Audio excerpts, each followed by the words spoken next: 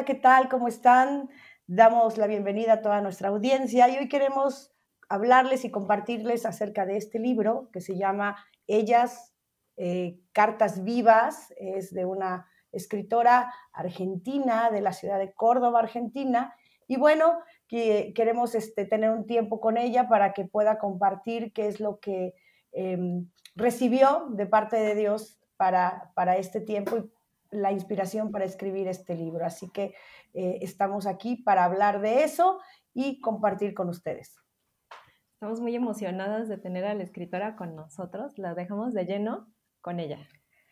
Hola, ¿cómo están? Qué gusto. Gracias por esta oportunidad. Es muy lindo para mí hablar con ustedes también. Nati, si puedes presentarte tu nombre completo, Bien, mi nombre un es poquito de ti. Natalia Aragón, soy trabajadora social, pero aparte también trabajo como parte del equipo de la congregación La Roca, Casa de Hijos, junto a mi esposo y mis 3 hijos. También somos familia de acogimiento y trabajamos desde una fundación que apoya a familias de acogimiento. Bueno, y Muy bien, muy bien. Excelente, excelente todo lo que hacen. Bueno, pues hoy queremos hablar de un tema que está bastante denso, ¿verdad? Es un tema bastante, vamos a decir, complicado muchas veces de abordar, pero quisiera que empezaras haciendo un panorama general acerca de la mujer que vamos a analizar o a compartir o a recibir de ella, qué es lo que nos dejó, como tú has dicho otras ocasiones, qué es lo que esta mujer de la Biblia, este personaje de la Biblia nos dejó para decir a esta generación de mujeres y a todas aquellas mujeres que han existido después de ella, ¿no? Un panorama general por las que no pueden quizás no conocer la historia, ¿no? Bíblica.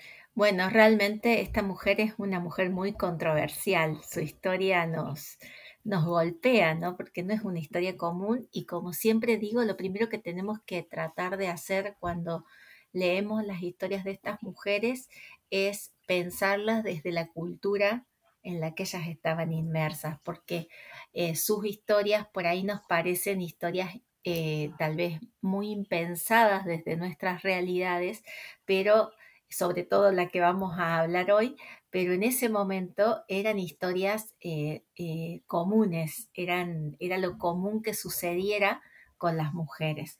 Tamar fue una mujer cananea que fue la esposa de uno de los hijos de Jacob y de Israel. ¿Se acuerdan que el pueblo de Israel nace con Abraham, que tuvo de hijo a Isaac, Isaac tuvo a Jacob, Jacob tiene 12 hijos y su cuarto hijo, Judá, es quien luego se va para estas tierras y allá en estas tierras sus hijos, que tenía él 2 hijos en ese momento, toma como el mayor toma como esposa a Tamar. Me gusta su nombre porque quiere decir palmera, ¿no? Y Wow. La Biblia compara la palmera con los justos, ¿no? Dice el justo, dice la Biblia, florecerá como la palmera. Y la palmera es una imagen que nos habla justamente de entereza, pero de esa entereza que a la vez tiene flexibilidad de modo tal que los vientos no la quiebran, ¿sí? Se puede soportar muchas inclemencias climáticas, está incluso vive en los desiertos porque tiene raíces muy profundas. Dicen que a veces las raíces son tan largas como es el tallo o la altura de la palmera, entonces busca las aguas en lo profundo. Qué hermosa imagen para describir una persona justa, ¿no? Una palmera. Claro. Y bueno, ese es su nombre, ¿no? Eso quiere decir Tamar. Y ella, bueno, como toda mujer cananea, estaba sujeta a tal vez destinos, no los destinos más prometedores, ¿no? Tenía pocas opciones. Las mujeres en ese momento tenían pocas opciones. Era o se casaban o eran consagradas, por lo general cada familia consagraba a alguna de sus hijas para servir a alguno de sus dioses, Esto significaba que esas chicas, esas niñas, esas mujeres servían en los templos como prostitutas, porque en ese momento la prostitución ritual era una costumbre. Y bueno, a alguna de ellas le tocaba esa suerte, o bien tal vez también podrían ser sacrificadas. Digamos, no había muchas más opciones. La opción más feliz tal vez era ser dada en matrimonio. Y bueno, la palabra nos cuenta, nos pone ahí, nos abre este relato tan crudo de qué es lo que pasa con Tamar, y nos cuenta que ella, su primer esposo, que se llamaba fue un hombre perverso. Todo lo que la Biblia dice es ese enunciado. Fue un hombre tan perverso que Dios dictaminó su muerte. Y ella queda viuda, sin tener descendencia. Ahora, en la ley de ese momento decía que había una ley que se llamaba la ley del levirato, sobre todo en el pueblo de Israel, que una mujer que quedaba viuda y no habían tenido descendencia debía ser dada como esposa a alguno de los hermanos de sus esposos para que esa persona pudiera engendrar descendencia en ella, porque la mujer si no, no tenía muchas posibilidades de subsistir, ni no trabajaban, no tenían bienes, entonces dependían sí o sí de tener un esposo o una familia que las pudiera sostener, ¿no? Y ella es dada como esposa al otro hijo de Judá, que es Onán, quien dice la Biblia que fue tan perverso como su hermano, pero tampoco nos aclara demasiado la perversión que él tenía, solo una partecita, y también Dios lo mata. Entonces también queda doblemente viuda Tamar. Y bueno, y luego suceden más cosas que las vamos a ir hablando a lo largo de esta charla, ¿no? Entonces, realmente Tamar queda doblemente viuda y es una situación injusta, ¿no? La que ella vive, ¿no? Porque es obligada inclusive a esperar, pues, para que el hijo menor de la familia, ¿verdad?, pudiera de alguna manera crecer y llegar a casarse otra vez y poder tener descendencia, ¿no? Si no, quedaba sin descendencia. Y era algo sumamente terrible, me imagino, quedar viuda en ese tipo de cultura y sobre todo quedar viuda 2 veces, ¿no? Eso era, me imagino que debe haber sido un grave problema porque tuvo que regresar a la casa de su padre. ¿Cómo sería la condición de ella en casa de su padre en ese contexto, Nati? Claro, porque en ese momento la mujer era una boca más para alimentar en esas culturas. Entonces, Claro. una vez que la familia la entregaba, se desentendía de ella. Volver a la casa de sus padres tal vez hubiera significado que ella incluso tuviera que volver incluso como sirvienta o a servir para poder tener parte y comer, ¿no? Son todos Claro. supuestos, ¿no? Porque la Biblia no lo especifica, pero por lo que conocemos de la cultura podemos inferir que tal vez su suerte no había sido la mejor. Dice que ella vuelve usando sus Claro. ropas de viuda y en ese momento muchas de las viudas se prostituían para poder subsistir, sobre todo las viudas Claro. jóvenes, ¿no? Y las viudas Claro. mayores mendigaban. Entonces, Uh, realmente era todo un tema la viudez en ese momento. Y este tercer hijo que Judá tiene, cuando ella queda por segunda vez viuda, era muy niño. Entonces, Judá le dice, no tengo otro hijo. Y yo me imagino que aunque lo tuviera, tal vez hasta hubiera tenido miedo de dárselo en esposo, porque cada uno que se casaba con ella terminaba muriendo. Y yo digo, tal vez le sí, echaron la claro. culpa, no sé. Por eso Uh-huh. nunca la mandaron a llamar aún cuando este tercer hijo ya había crecido. Por lo cual estimo que Uh-huh. ella era muy jovencita cuando la dieron en casamiento. Porque imagínense que si todavía ella estaba en edad fértil para cuando el tercer hijo de Judá había crecido, debe haber sido dada en matrimonio muy, muy jovencita, ¿no? Al primer hijo. Claro, claro, por supuesto. Oye, y por ejemplo, ¿qué quizás teniendo el contexto de la cultura, el contexto cultural, social y todo lo que se movía en esa época, el tipo de pensamiento, qué cosas viviría al lado de sus esposos, ¿no? Porque mencionabas que en uno era la perversión, el otro era quizás la crueldad, por el contexto de un poco de sus nombres, ¿no? Que siempre el nombre marca mucho como que la identidad de la persona, ¿verdad? Y menciono esto por esta razón. A veces se nos hace muy fácil juzgar el comportamiento de las personas que se dedican a ese tipo de actividad de la prostitución. Pero muchas veces detrás de eso hay una historia sumamente triste, una historia de injusticia, una historia de abandono, una historia de crueldad muchas veces, inclusive de abuso sexual, no por lo que hablamos en la ocasión anterior acerca del otro tema de la violación, ¿no? Entonces, muchas veces se nos hace fácil juzgar a la ligera la situación de las personas que son orilladas a ese tipo de actividad, pero que no, muchas veces no somos conscientes del trasfondo tan tremendo que esas personas han vivido, ¿no?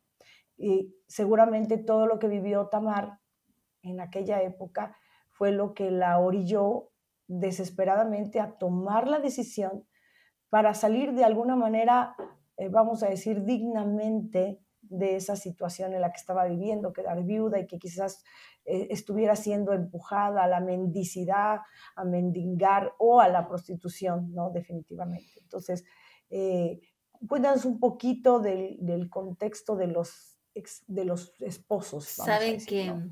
cuando yo investigaba acerca de Tamar para poder escribir sobre ella, me pasé semanas buscando, diciendo, a ver si había algún registro que nos dijera de por qué la Biblia dice que sus esposos fueron perversos. Y no lo hay. Pero la palabra perverso en la Biblia tiene algunos significados por los que podemos inferir qué fueron lo que hicieron, ¿no?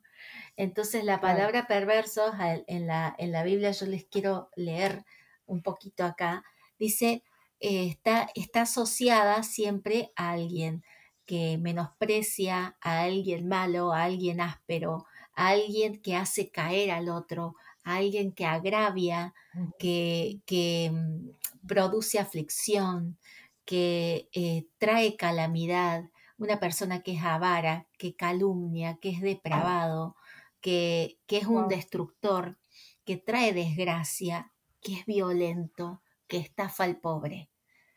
A todos wow. estos significados está asociada la palabra perverso en la Biblia, por lo que si dice que su esposo era perverso, podemos pensar en cualquiera de estos, ¿no? Y Claro. por lo cual yo decidí escribir acerca de los perversos que son violentos con sus mujeres, ¿no?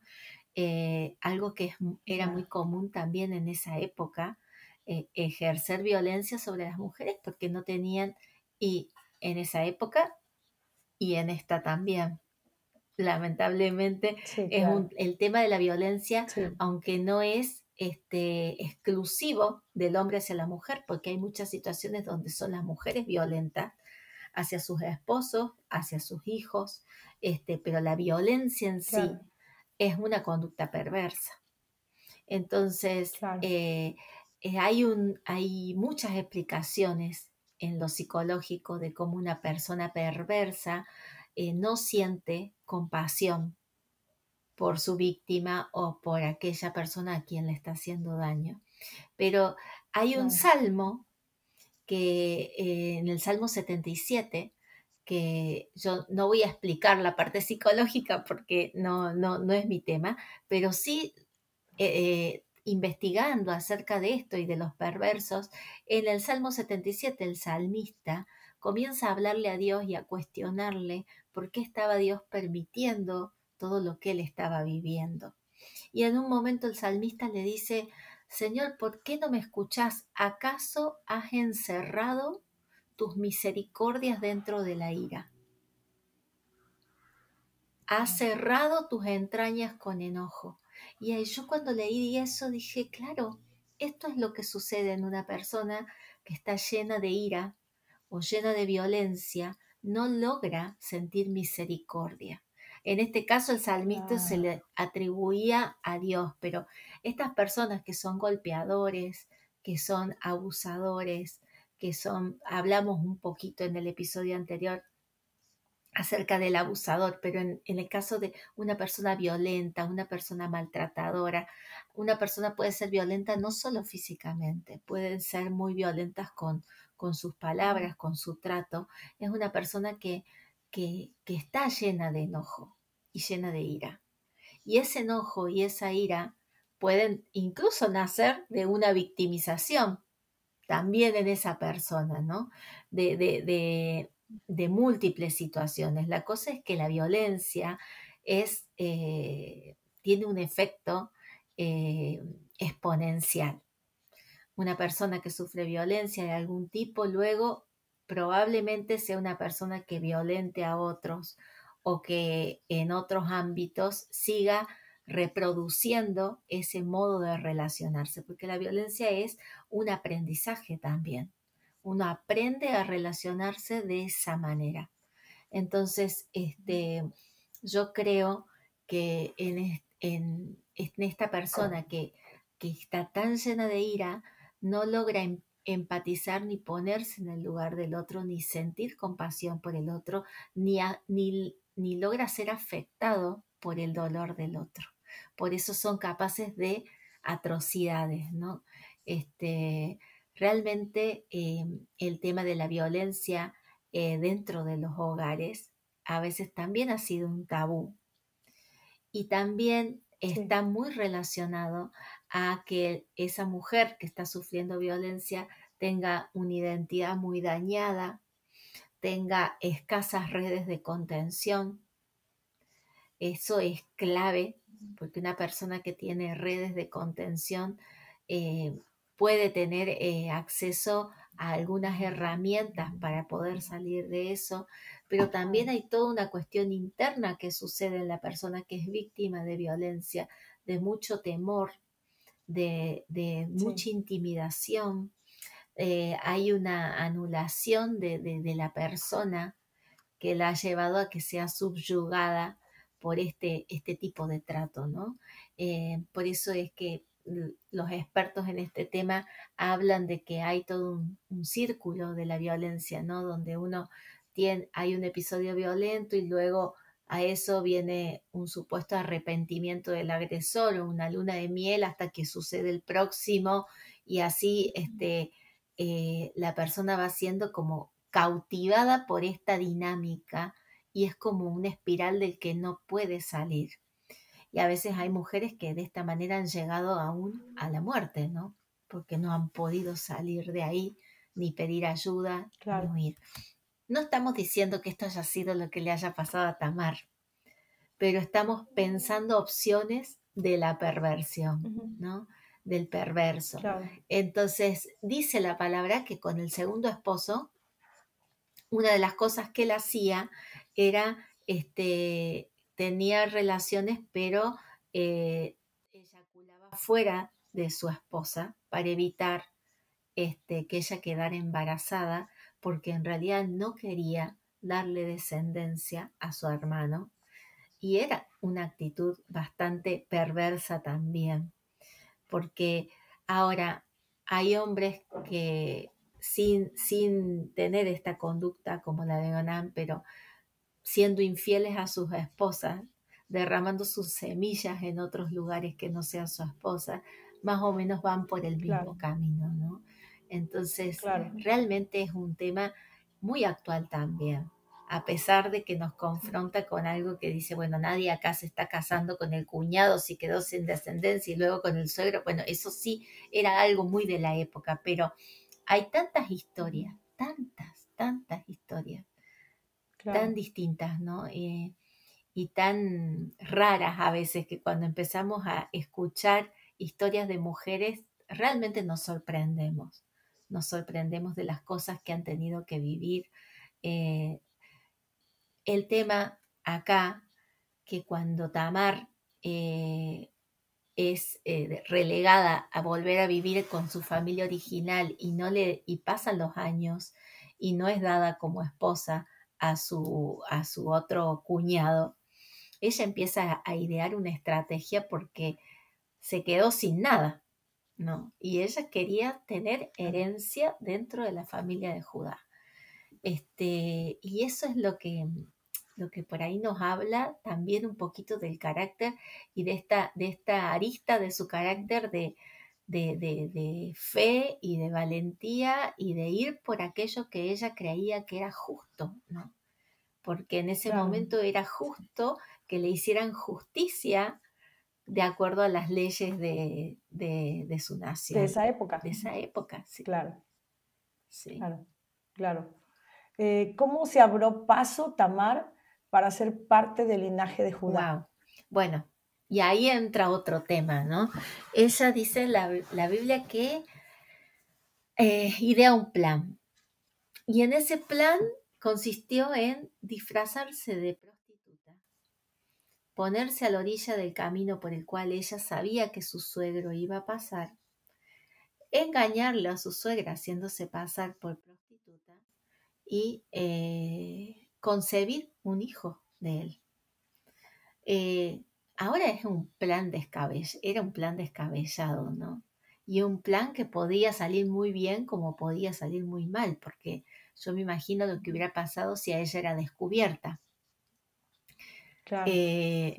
O qué hubiera pasado si, no sé, si justo no estaba en sus días para quedar embarazada. O si era, en ese momento, las prostitutas las encontraban a la orilla del camino y podían hacer con ellas lo que quisieran, si alguien más la encontraba. Entonces, bueno, era un plan bastante arriesgado, pero la Biblia dice que le funcionó, que ella únicamente tiene relaciones con su suegro, obviamente camuflada con un velo para que él no la reconociera, y cuando él le quiere pagar, ella le dice, hasta tanto me mandes la paga, déjame algo como garantía de que esa paga me va a llegar. Y él le dice que quería, y ella le pide el bastón, el sello y el cordón que tenía él. Entonces, bueno, estos tres elementos en realidad eran como el DNI, lo que decimos nosotros acá en la Argentina. No sé cómo le dicen ustedes en México, pero el documento nacional de identidad. El INE. Sí, es que es el INE. Ahí, ¿cómo es? Ajá. El INE. INE, bien. Y era como el sello de quién había estado con ella, ¿no? Era un anillo, un bastón y un cordel. Y ella se queda con eso. Y cuando él manda la paga, nadie la encuentra. Y a los 3 meses le llega el rumor a su suegra, tu nuera ha estado acostándose con otro hombre porque está embarazada. ¿Y qué dice Judá? Sáquenla y quémenla. Wow, y yo cuando leí eso dije, qué ironía, ¿no? Y es la misma ironía que hoy tenemos en nuestra sociedad, a donde hay todo un sistema de prostitución que continúa activo, incluso hoy con niños, a donde a veces quienes son más castigadas son quienes ejercen la prostitución, pero nadie piensa en aquel que paga por la prostitución o que paga y que con esa paga sostiene ese sistema. Y esas mismas personas son las que luego condenan, como este Judá, ¿no? Que había pagado por prostituta y luego cuando pensó que su nuera había estado prostituyéndose, sáquenla y quémenla. Yo me imagino que aún habrá estado resonando su propio grito y sus propias palabras diciendo sáquenla y quémenla, cuando ella saca y dice que arroja los elementos que él le había dado y dice estoy embarazada del hombre a quien esto le pertenece.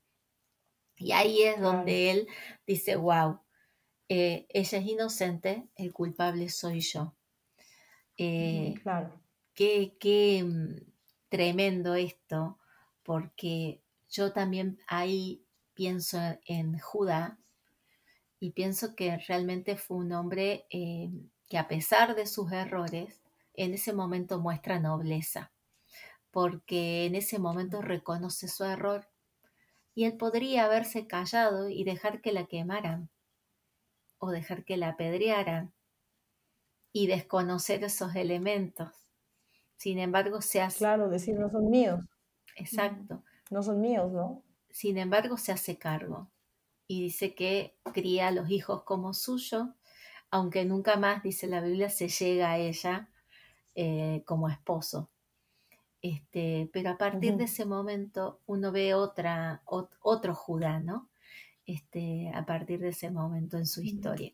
Entonces, ahí reflexionábamos y hablábamos la vez anterior de cómo estas situaciones difíciles van moldeando el carácter y van moldeando las condiciones de vida de una persona.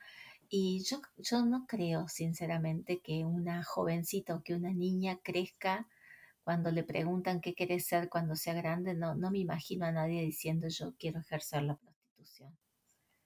Yo de grande quiero ser esto.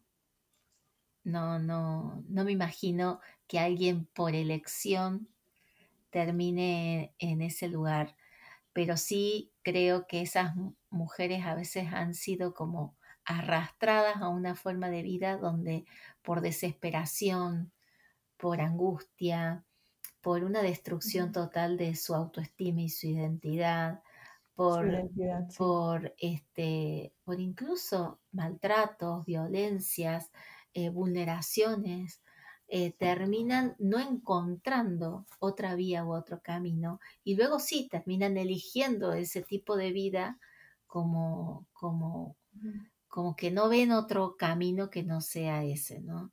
Lamentablemente, hoy sabemos que también las cuestiones de consumos problemáticos de sustancias están muy relacionados con conductas de prostitución.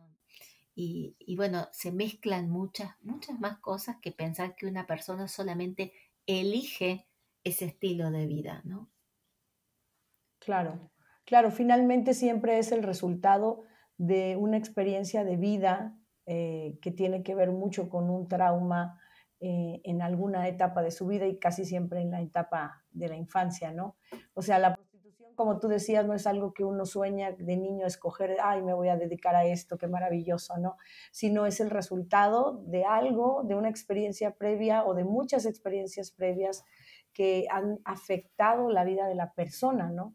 Por lo menos yo las historias que he escuchado de gente que ha ejercido la prostitución y testimonios inclusive de personas que han salido de ese tipo de trampa, ha sido con historias muy tristes, súper tristes, de abandono, de violación, y que bueno, que fueron niños vulnerables, inclusive fueron raptados o robados o violados, y que finalmente alguien los acogió, les dio un poquito de atención, pero los guió a ese estilo de vida y bueno, una vez estando en ese estilo de vida, se vieron inmersos en él y decidieron quedarse ahí porque se convencieron a sí mismos de que para eso habían nacido, ¿no?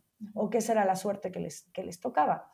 Entonces, pero hoy por hoy, tú podrías decir que la prostitución es un recurso de supervivencia, ayer y hoy, en donde las personas se quedan como, lo usan como medio para sobrevivir o subsistir. Sí, en parte sí y en parte también es una trampa en la que la persona queda y no ve otra salida. Creo que la persona que Claro. se queda ahí es porque realmente entiende que no tiene otra manera. Y ahora creo que necesitamos ampliar nuestra mirada acerca de la prostitución, porque la prostitución no es solo como la conocemos de un hombre o de una mujer que intercambian sus favores sexuales a cambio de dinero. La prostitución es mucho más amplia. De hecho, cuando Dios habla de la infidelidad de su pueblo en la Biblia, lo compara a una prostituta, ¿no? Entonces, Cierto.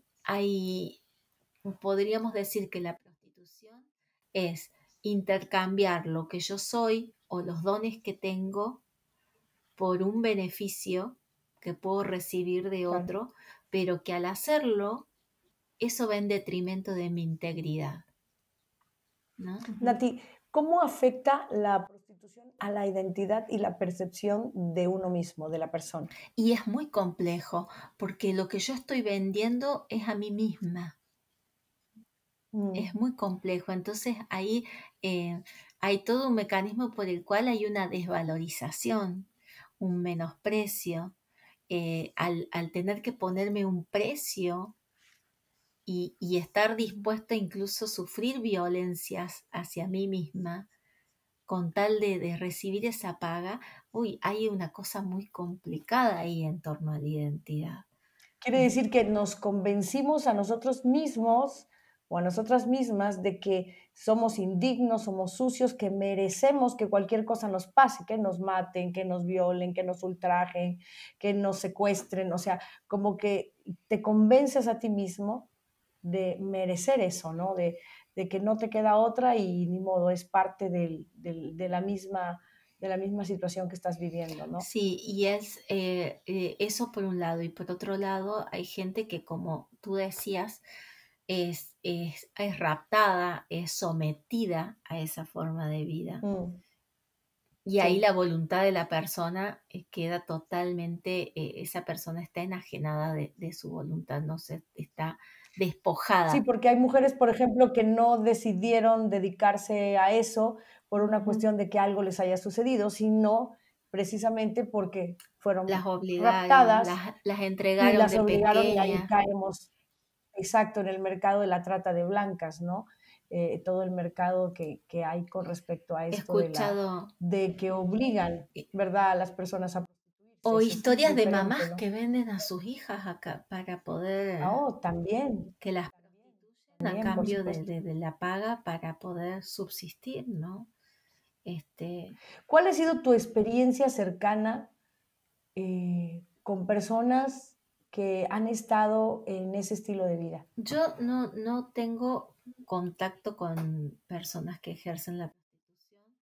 eh, em, a ver, contacto explícito, por así decirlo, pero sí en Sí, el libro cuento una experiencia donde yo era muy exacto. jovencita y yo iba caminando por la calle, era tarde, estaba en la universidad, en mi primer año, y paso al lado de una esquina donde siempre había tres mujeres ahí esperando por sus clientes con sus atuendos de típicos de que una es una persona que está ejerciendo prostitución. Y ellas estaban ahí y cuando yo paso al lado de ellas, primero que me daba como hasta vergüenza mirarlas o medio que temor por algunos prejuicios o por lo que fuera. Entonces, cuando paso, empiezo a caminar y escucho claramente la voz del Señor en mi corazón que me dice, yo las amo.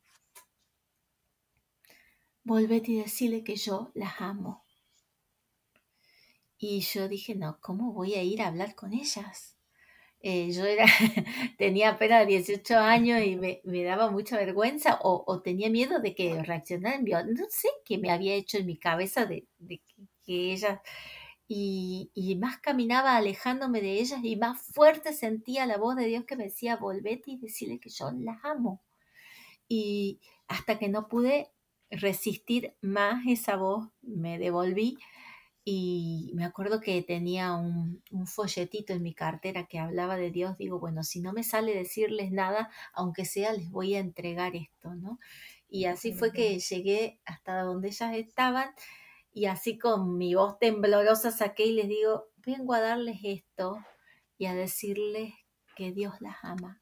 Y una de ellas, me acuerdo, agarró el folleto y me lo hizo así, dice, esto es lo que yo necesito, esto es lo que yo necesito, yo quiero salir de esto y quiero dedicarme a amar a Dios y a seguir a Dios y empezó a contarme de ella y de por qué estaba ahí y yo hablarle de que Dios la amaba, y en eso estábamos cuando de golpe escucho la sirena de la policía que se acercaba, y en ese momento, hace muchos años atrás, bueno, no estaba permitido. Obviamente ellas dicen, uy, la policía, dice una de ellas, y huyeron para distintos lugares, salieron corriendo y quedé yo sola parada en la esquina ahí pensando en si yo también debía huir de la policía o no. Y me imaginaba qué sería si tenía que hablarle a mi mamá desde la comisaría, pero bueno, no, ellas, no supe más nada de ellas, pero siempre que yo veo una mujer en esa situación, pienso en ellas. Y Claro. pienso, cuando las veo, no puedo evitar pensar en ellos como niñas y qué habrán vivido para Sí, terminar ahí, ¿no? claro. Ahora, esa es la parte más cruda de la prostitución. Lo cierto es que uno se prostituye de distintas maneras, ¿no? Es cierto, Y yo también, es cierto. Sí, ¿De qué otras maneras modernas se puede uno prostituir? sin Sin que, darse cuenta, ajá, sin ¿no? que pero tal yo vez he la persona se dé escuchado cuenta testimonios de de sus mujeres, dinámicas. me acuerdo cuando yo recién me casaba, una persona que se acercó y me dice, yo te voy a dar un consejo. Mal consejo. El día que vos quieras algo, aprovecha de tu esposo, aprovecha el momento de la intimidad, cómprate una buena lencería y cuando estés en ese momento pedíselo. ¿Qué es eso? O hay mujeres que se niegan a sus esposos y se niegan en la intimidad si ellos no hacen cierta cuestión que ellas quieran. O si, o Claro. si no les dan, bueno, ¿qué es eso?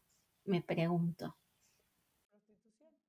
O Cambias los favores sexuales Ujú. por conseguir cosas, ¿no? Sí, Que tú esas quieres, dinámicas de manipulación. de manipulación, dinámicas de claro. manipulación. Creo que todas las dinámicas de manipulación están muy emparentadas a conductas de prostitución. Y creo que ahí Claro, tenemos mucho para revisar. Hemos crecido en claro. una cultura donde es común que las mujeres por ahí utilicen sus encantos para conseguir cosas. Y eso incluso está hasta normalizado, ¿no? Hacemos bromas, hacemos comedia de eso, pero en realidad, a los ojos del Señor, es Sí, muy claro. complejo. Es prostitución, en definitiva. Entonces creo que tenemos mucho que revisar y, y que Dios nos guarde o nos libre de estar manipulando a otros. No solo yo puedo manipular, con la seducción a alguien del sexo opuesto. También puedo ser una persona manipuladora para con cualquiera que se acerque a mi entorno. Entonces, Claro. la manipulación está ahí rozando estas conductas, ¿no? Sí, quisiéramos, para cerrar, ¿tú cómo definirías a Tamar? Porque a mí lo que me impresiona de algo que la Biblia siempre muestra es, nunca nos muestra personajes perfectos. Nunca nos muestra seres humanos reales, con situaciones reales, que muchas son el reflejo de lo que hoy vivimos, porque no han cambiado esas dinámicas, lo estamos viendo. Entonces, muestra gente tramposa, gente que busca prostitutas, gente que llega un momento se prostituye, gente que asesinos, ¿verdad? Que cometieron errores, adúlteros. Entonces, eso me impresiona mucho, ¿no? Para mí el recordatorio siempre de que Dios siempre puede trabajar en la vida de una persona y que no te rechaza y no te desprecia por tu contexto, tu origen o por lo que hayas vivido en el pasado, sino como el propósito de Dios siempre se abre paso en personas que a pesar de estar en esa situación, creyeron que había un camino diferente para ellas. Por ejemplo, en el caso de Tamar, se aferró de alguna manera a querer ser parte de la descendencia de Israel. Y quedó, su descendencia quedó inscrita en esa genealogía, que querámoslo o no, ¿verdad? Pero ella se aferró a eso. Era como decir, esta es la oportunidad que tengo de ser dignificada, la oportunidad que tengo de ser vista, la oportunidad que tengo de ser redimida incluso en algunas cosas, ¿no? En algunas ocasiones. Entonces, eso me impresiona mucho. Entonces, ¿cómo puedes tú resumir la vida de Tamar y qué mensaje nos dejaría a nosotras en este tiempo? Es impresionante esto que tú dices porque ella se inscribe con esta acción en la genealogía de Cristo, de Jesús. Es uno de sus hijos, uno de los antepasados de Jesús. Y no es la única prostituta en la genealogía de Jesús. Luego No, tenemos a no, Rahab, por supuesto. que A Rab. también queda inscripta en la genealogía de Jesús, ¿no? Y yo creo que sí, claramente es un mensaje de que no importa dónde estés, no importa lo que haya pasado en tu vida, no importa tu condición, no importa cuánto el infierno se haya ensañado en destruirte, hay una esperanza para tu vida. O sea, hay otro camino, seguro hay otro camino, seguro hay una posibilidad, una puertita ahí que abrir, que atreverse a cruzar y que a veces requiere eso, una acción de fe, una acción de Claro. valentía y de determinación que, a ver, ella no sabía si su plan le iba a salir o no le iba a salir, pero fue arriesgarlo todo porque ya, o sea, ¿qué más tenía que perder? Ya lo había perdido Nada, todo, ¿no? Yo creo todo. que Sí. a veces esos puntos de inflexión son los que nos llevan a decir, o está todo perdido o voy por todo, ¿no? Porque a veces es esa típica sensación de estar tocando fondo para poder impulsarme hacia arriba nuevamente a salir, ¿no? Y creo que esta mujer, Tamar, su historia está ahí por algo y su historia está ahí para hablarnos de la maravillosa redención que Dios hace en la vida de una persona y que Él puede hacer todas las cosas nuevas. Él es el único que puede hacer todas las cosas nuevas, lo cual no significa borrar tu pasado, sino transformarlo en bendición. Es como hablábamos de Dina, ¿no? La vez pasada hablábamos, ¿cuál es tu idea de ser sana? Bueno, ¿cuál es tu idea de ser redimida? ¿Cuál es tu idea de una vida diferente? La idea de que borra el pasado, no, eso no existe. Pero una idea de que de un punto hacia adelante las cosas se transforman, eso es lo que Cristo hace. Entonces, eh, el tener a Tamar como un recordatorio de que hubo una mujer valiente que lo apostó todo y que lo arriesgó todo, aún su propia cabeza, ¿no? Porque esto podría haberle salido muy mal, pero tenía una esperanza que la movía. Tenía una esperanza y esa esperanza que Tamar tenía era la esperanza de recibir justicia, de justicia. Claro, En, claro.